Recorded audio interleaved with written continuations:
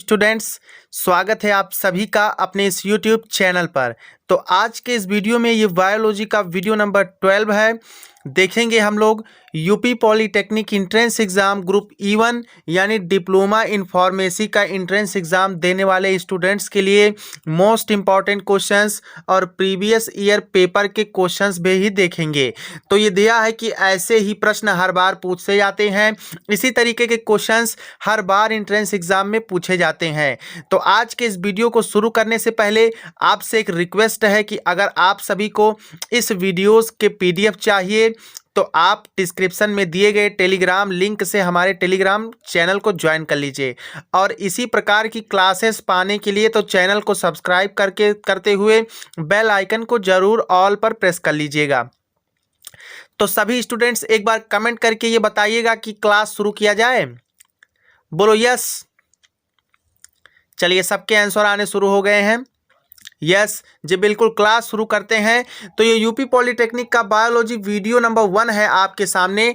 तो चलिए, पहले क्वेश्चन आप सभी के स्क्रीन पर इस तरीके से। क्वेश्चन नंबर फर्स्ट है, निम्न में से कौन सा कथन कॉकरोच के लिए सही है?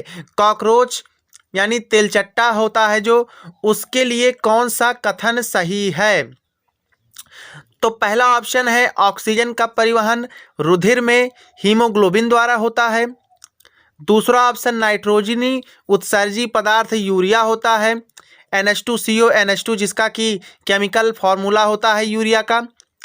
भोजन को मैंडिबल्स तथा पेशणी द्वारा पीसा जाता है। और ऑप्शन डी है, कोलन से निकलने वाली मेलपिथियम नलिकाएं उत्सर्जी अंग होते हैं। तो इस क्वेश्चन का जो सही आंसर है आप सभी का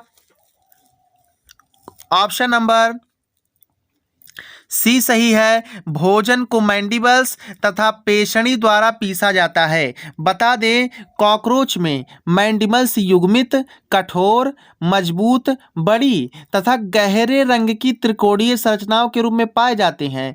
मोटी वृत्ताकार पेशियों को बाहरी परत तथा भीतर की ओर मोटी क्यूटिकल युक्त होती है जो पेशियां होती हैं, जो 6 काइटिनी प्लेटों का निर्माण करती हैं, जिन्हें दंत कहते हैं।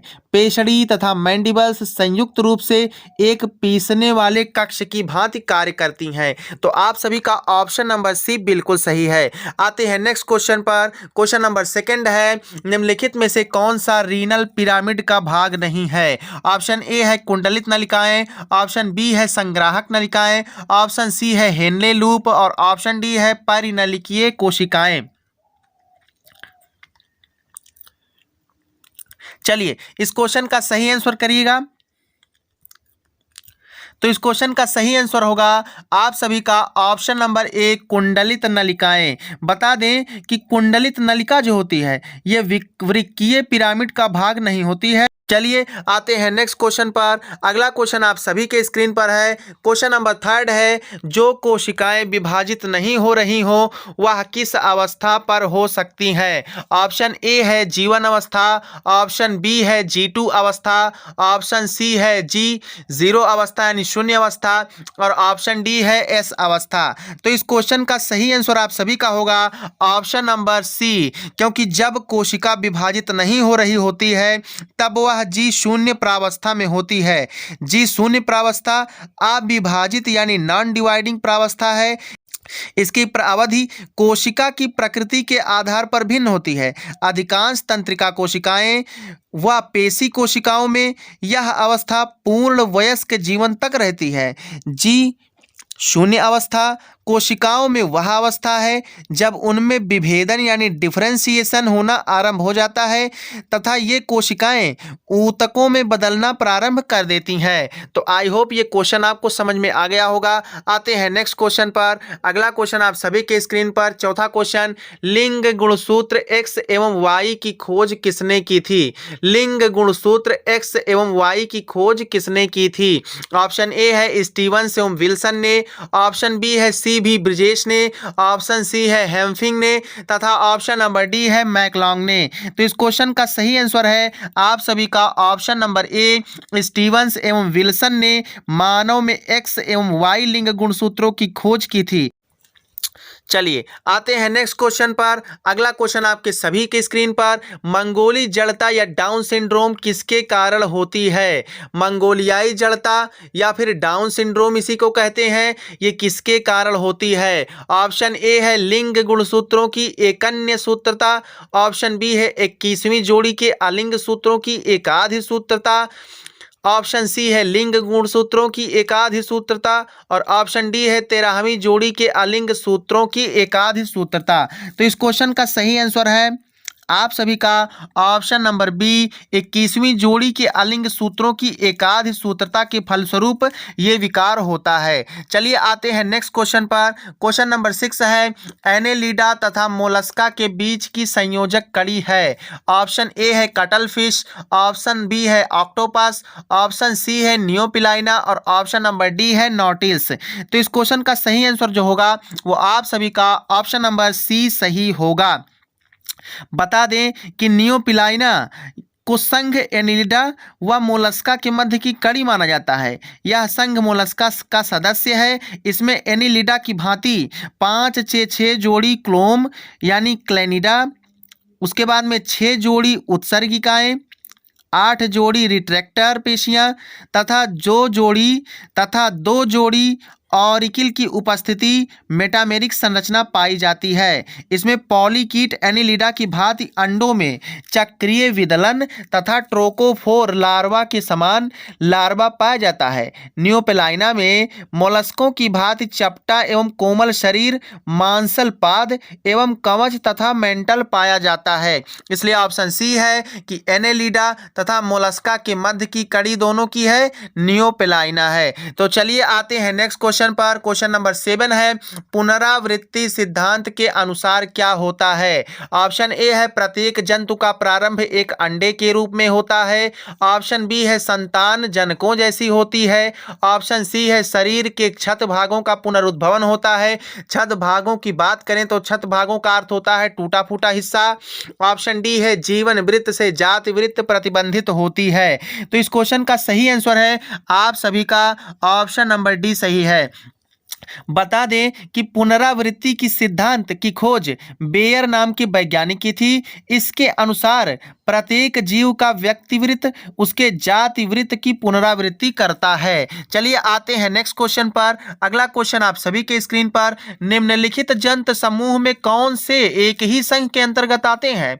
ऑप्शन ए है मलेरिया परजीवी, अमीबा तथा मच्छर, ऑप्शन बी है केचुआ, पिनवर्म, फीता कृमि जिसे टेपवर्म भी कहते हैं, ऑप्शन सी है झींगा, बिच्छू और लोकस्टा यानी टिड्डी इसको कहते हैं, और ऑप्शन नंबर डी है स्पंज समुद्री एनीमोन यानी सी एनीमोन इसको कहते हैं, और स्टारफिश यानी तारामीन या तारा मछली भी कहते हैं। तो इस क्वेश्चन का जो सही आंसर होगा आप सभी का ऑप्शन नंबर सी सही है, झींगा, बिच्छू, लोकस्टा या फिर टिड्डी कह लीजिए, क्योंकि झींगा, बिच्छू एवं टिड्डा संघ आर्थ्रोपोडा से संबंधित है, और आर्थ्रोपोडा में क्या होता है ज्वाइंटेड लेग्स होते हैं। चलिए आते हैं नेक्स्ट क्वेश्चन पर। अगला क्वेश्चन आप सभी के स्क्रीन पर इस तरीके से, क्वेश्चन नंबर 9 है, चालक तंत्रिका तंत्र के एक्सॉन में तंत्रिका आवेग का चालन होता है। ऑप्शन ए है कोशिकाकाय की ओर, ऑप्शन बी है कोशिकाकाय से दूर,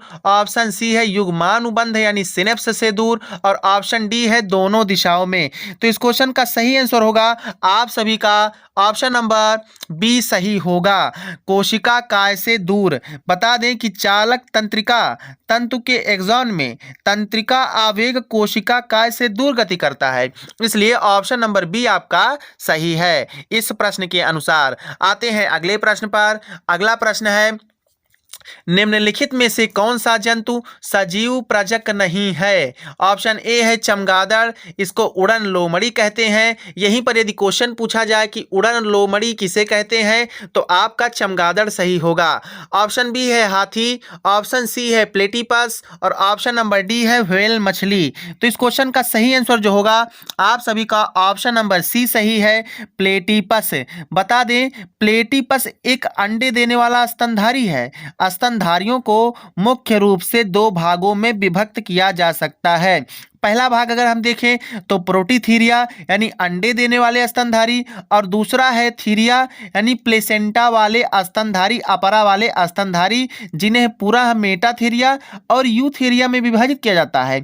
चमगादड़, हाथी और भेल ये तीनों यूथीरिया जंतु हैं जो पूर्ण विकसित बच्चे को जन्म देते हैं। और इसमें पूछा गया था कि सजीव प्रजक नहीं है यानी बच्चा नहीं देता है, तो ऑप्शन नंबर सी है प्लेटिपस, ये अंडा देने वाले जंतु हैं।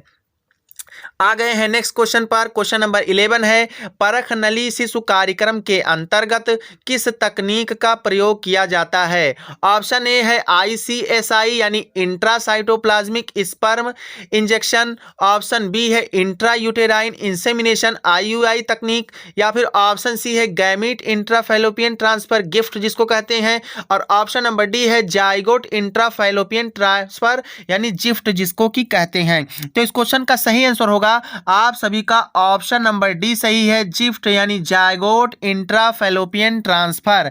बताते चले कि परख नली शिशु कार्यक्रम के अंतर्गत इन विट्रो निषेचन IVF या फिर पात्री निषेचन कह लीजिए तथा युग्मनज अंतः फैलोपियन स्थानांतरण या जायगोट इंट्राफैलोपियन ट्रांसफर की तकनीक का प्रयोग किया जाता है।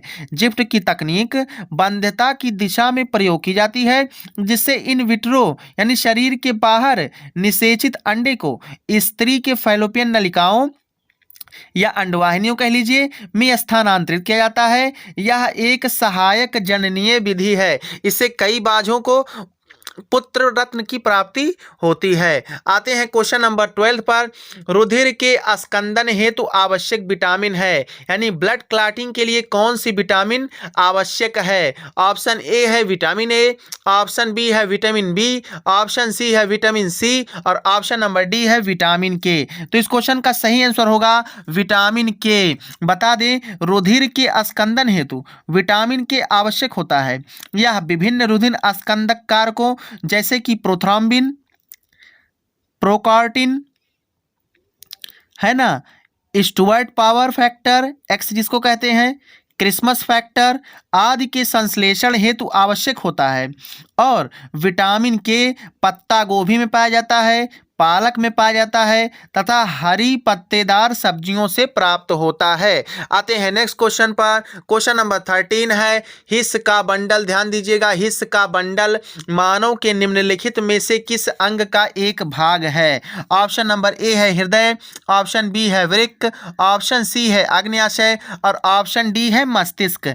तो इस क्वेश्चन का सही आंसर होगा आप सभी का ऑप्शन नंबर ए सही है, हिस्स का बंडल अथवा एंट्रियोवेंट्रिकुलर बंडल या एवी बंडल के नाम से जानते हैं। ये वैद्युत चालन हेतु विशिष्टीकृत हृदय पेशियां होती हैं और ये हृदय पेशी कोशिकाओं के समूह द्वारा निर्मित होती हैं। हृदय में इन विशिष्टीकृत पेशी तंतुओं का नामकरण एक स्विस हृदय वैज्ञानिक विल्हेम हिस ने किया था। इस कारण इसको हिस का बंडल भी कहते हैं, जिससे इन्हें यानी विल्हेमसन हिस को 1893 ईस्वी में खोजने का श्रेय मिला था इसके बंडलों को। चलिए आते हैं नेक्स्ट क्वेश्चन पर। क्वेश्चन नंबर 14 है, सबसे छोटा आवृत बीजी पादप है। ऑप्शन ए है पाइजम सेटाइबन मटर का वैज्ञानिक नाम, ऑप्शन बी है साइकस रिवाल्यूटा, ऑप्शन सी है वोल्फिया पेक्टिनेटा, ऑप्शन डी है जामिया पिग्मिया। तो इस क्वेश्चन का सही आंसर है अब तक के ज्ञात